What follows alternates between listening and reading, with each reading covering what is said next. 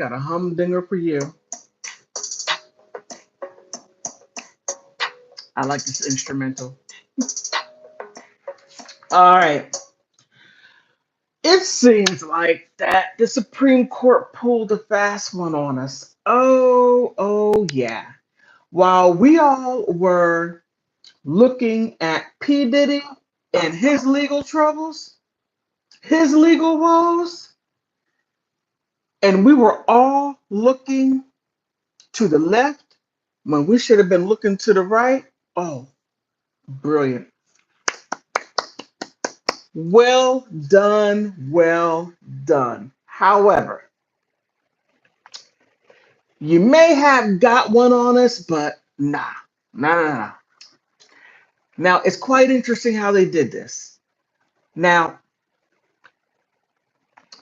they have taken away our ability as private citizens to sue the federal government when it comes to voting rights because they're always infringing on our voting rights, whether if the representatives are are overreaching, when the Democrats are overreaching on the Republicans are overreaching on the Democrats, and there's a constant fight back and forth. Now, the only one who will be able to file a lawsuit dealing with voting rights, redistricting, is the Attorney General. Now, what if the Attorney General is not for us? Imagine that. Just imagine that. But the article is quite interesting. Okay, court decides weakening the Voting Rights Act.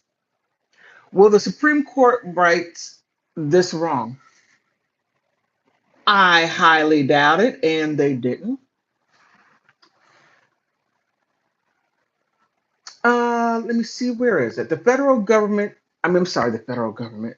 The Federal Appeals Court paneled, handed down a decision last week that would hobble enforcement of the Voting Rights Act by holding that only the United States Attorney General, not aggrieved citizens, can file lawsuits to enforce one of the landmark civil rights case or laws, key protection. The Supreme Court, which has a checkered history when it comes to protecting voting rights, and it has.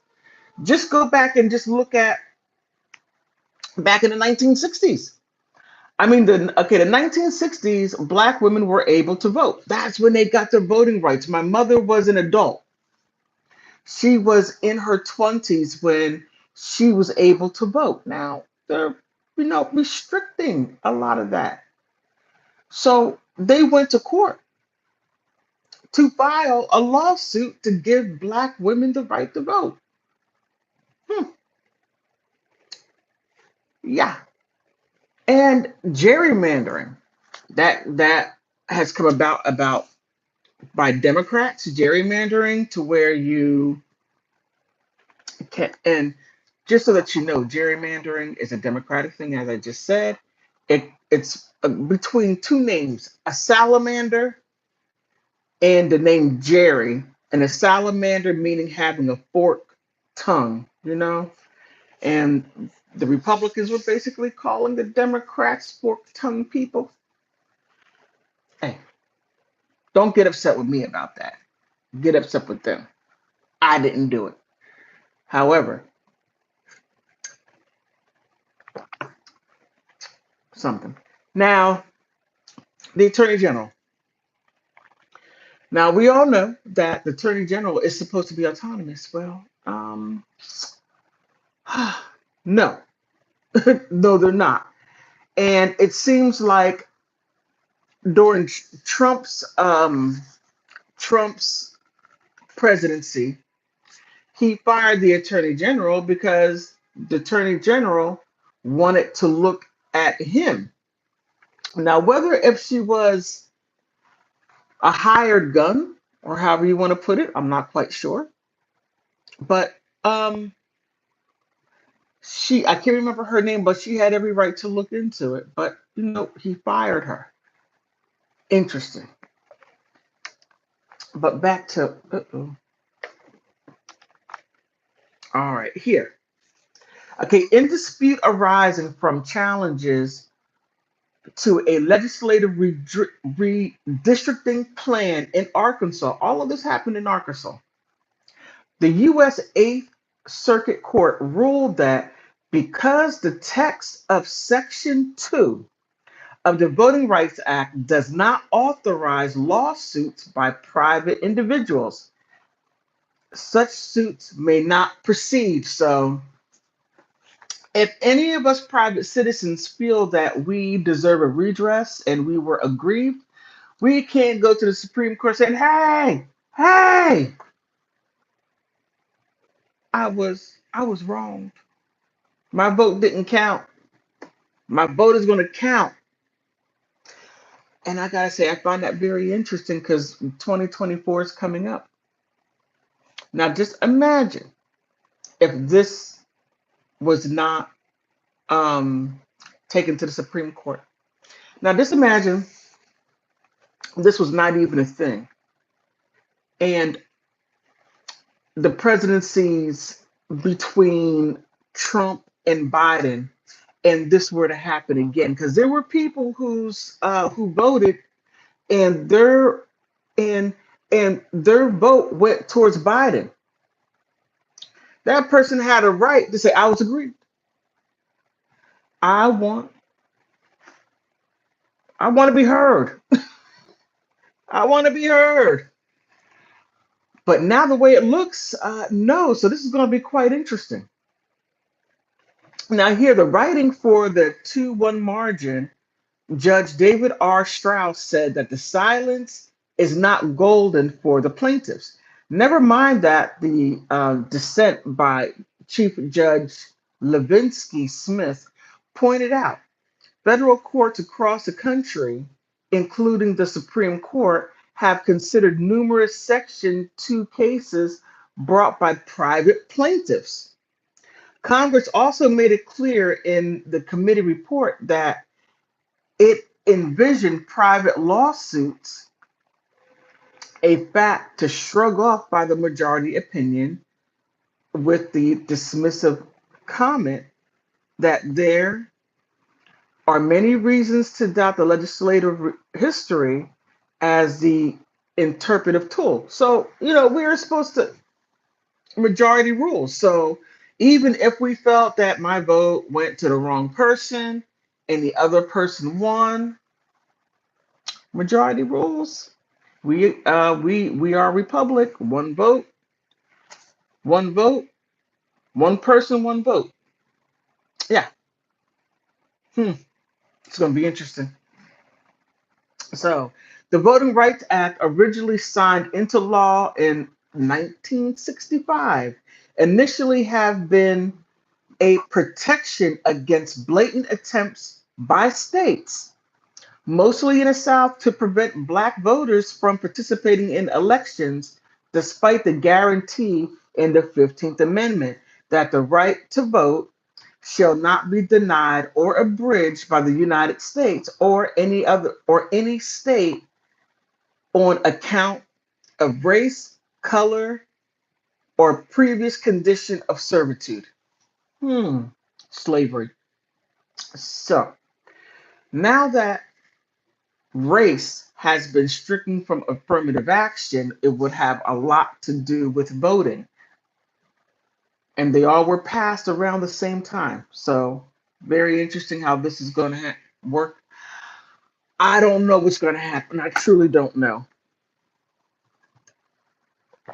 So, the law requires the jurisdiction with the history of voting discrimination to pre-clear changes in election procedures with the federal court or the U.S. Attorney General, a provision that was gutted by the disastrous 2013 decision in Shelby County versus Holder, but it also includes a previous section, a provision, Section 2, that applies nationwide and prohibits voting practices or procedures that discriminate on the basis of race, color, or membership in language minority groups.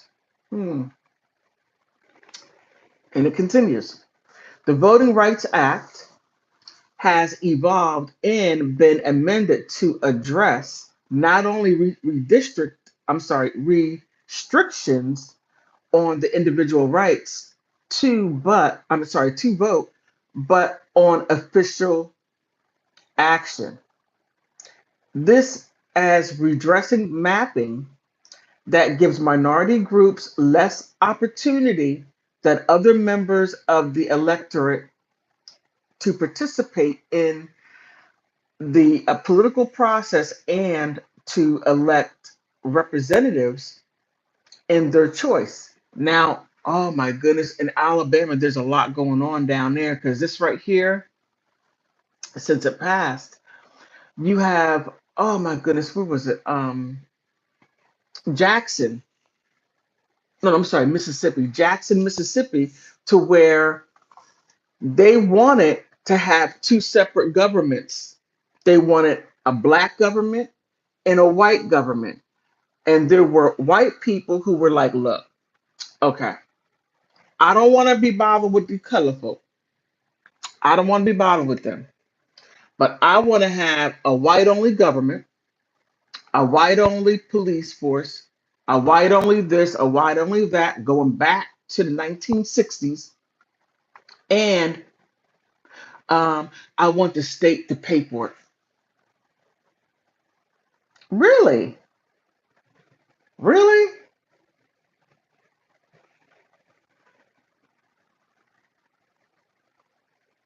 This is going to be quite interesting. Very, very interesting. I'm going to keep on saying interesting because, on one hand, I see progression, and on the other hand, I see regression. And I don't know how this is going to turn out. I truly don't know. Oh my goodness. That's all I can say. But the development is entirely appropriate. In an ideal world, racial makeup of legislative and congressional districts might be irrelevant, but in the real world, the persistent racism, the Voting Rights Act provides a check on even subtle attempts to weaken the political power of non white voters. Now, you're probably thinking, politics with Laura, what is non white? Now, there are people that are European, right? But they have color to them.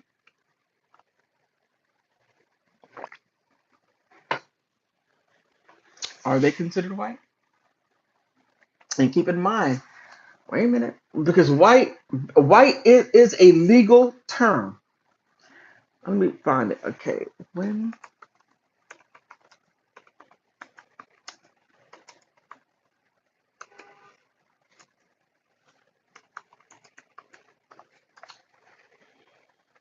okay.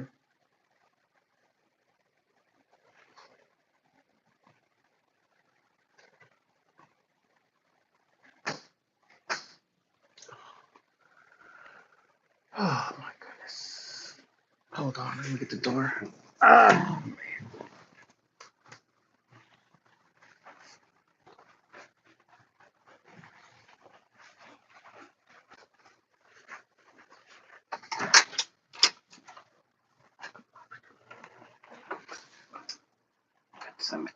I'm live streaming. Okay, okay, okay.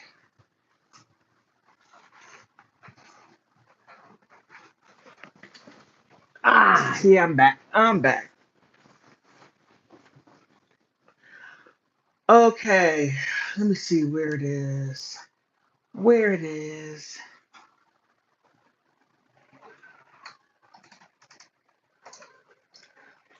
Okay, here it says after Israel Bosak tailored shop was destroyed back in 1906 in an outbreak of violence against um, the people that I can't mention. You know who I mean. In Russian waters, he fled to America with a respectable $65 and more. Wait a minute. Okay, that's not where I wanted to go. I'm trying to find an actual date on this. But however, I know it is a legal, I don't want to say legal fiction, but yeah, a legal fiction. It is a legal fiction.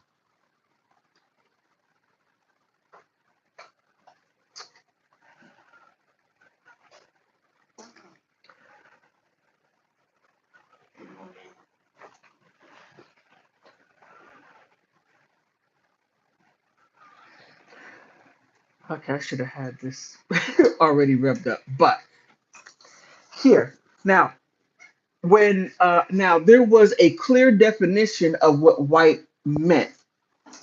And when the affirmative action was over taking race out, so they had to redefine whiteness in the by the Supreme Court. And Asians up to India, from India, the border of India, all throughout Asia, are minorities, people of color. India and on over through the Middle East, they are white. All of Africa, minority, except rich Nigerians. Now, if you're a poor Nigerian, you're a minority. Central and South America, you are a minority unless if you have white skin. Then you're considered white. I mean, it gets crazy. It really gets crazy, but that's what happened. Now, I find it interesting that um, the Asians, I don't know how, what is his name? Eric. Oh my goodness, Eric, the attorney. I don't know what he said to the group of the Asian students to get them to overturn affirmative action because they could not get into Chapel Hill, North Carolina, or Harvard, whatever it was. Not sure. But it was very interesting how they referenced black people, saying black people were lazy, and I just thought it was horrible. It was very terrible, but that did not turn out too well for you, even though people told you not to do it, and even other Asian groups told you not to do it, but you did it anyway. Okay, I'm gonna leave that alone. I'm going someplace else with it. But all of this, I find it interesting how P. Diddy has all these problems. And how all of a sudden Kamora Lee Simmons, her mansion is on fire, was set on fire. One of the six children, and it just so happens that she is caring for P Diddy's twins. I find that quite interesting. Very, very interesting. So I just, I, from what I see, whenever something wild and crazy happens or some kind of celebrity mess happens, there's normally something political having an undertone. So as we're looking over here, they're doing something over here.